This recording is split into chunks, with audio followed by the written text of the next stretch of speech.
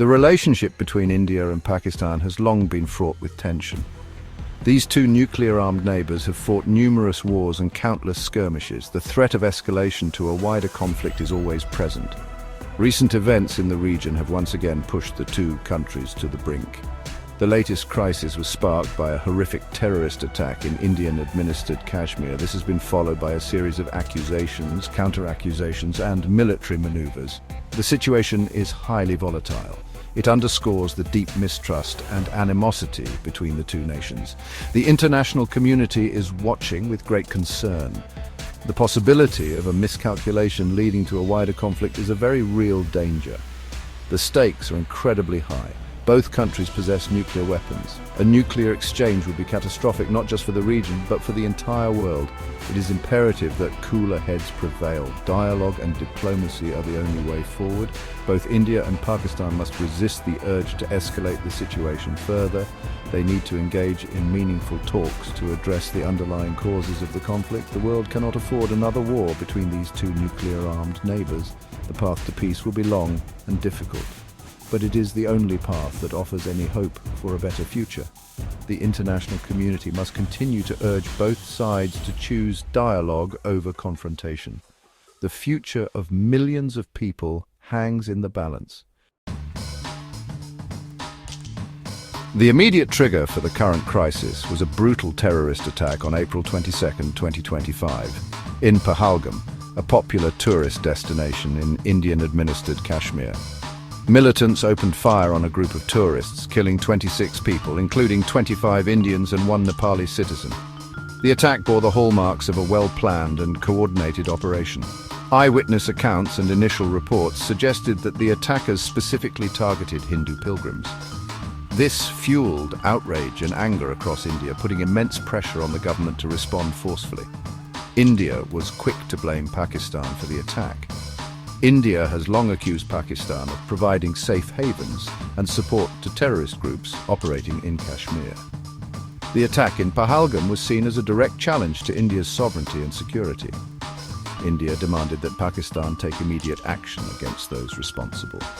The Indian government also vowed to avenge the killings and protect its citizens from further attacks. The stage was set for a dangerous escalation of tensions. The Pahalgam attack was a stark reminder of the volatile situation in Kashmir. The decades-long conflict has claimed thousands of lives and continues to fuel mistrust and animosity between India and Pakistan. The attack also highlighted the threat posed by terrorist groups operating in the region. Their ability to strike at will poses a serious challenge to peace and stability. In the wake of the Pahalgam attack, India responded with a series of diplomatic and economic measures aimed at isolating Pakistan. India accused Pakistan of harboring the perpetrators and failing to crack down on terrorist groups operating from its soil. India's Prime Minister Narendra Modi gave the military full operational freedom to respond to the attack. This raised fears of a potential military escalation between the two nuclear-armed neighbors. India also imposed a ban on all imports from Pakistan. It further restricted shipping links by barring Pakistani-flagged ships from its ports. These measures were intended to hurt Pakistan economically and force it to take action against the groups blamed for the attack. India also took the unprecedented step of suspending its participation in the Indus Waters Treaty. This treaty, brokered by the World Bank in 1960, governs the sharing of water from the Indus River and its tributaries between the two countries. By suspending its participation, India signaled its willingness to use water as a weapon against Pakistan. India's actions were met with condemnation from Pakistan. Pakistan denied any involvement in the Pahalgam attack and accused India of using the incident to further its own agenda in Kashmir.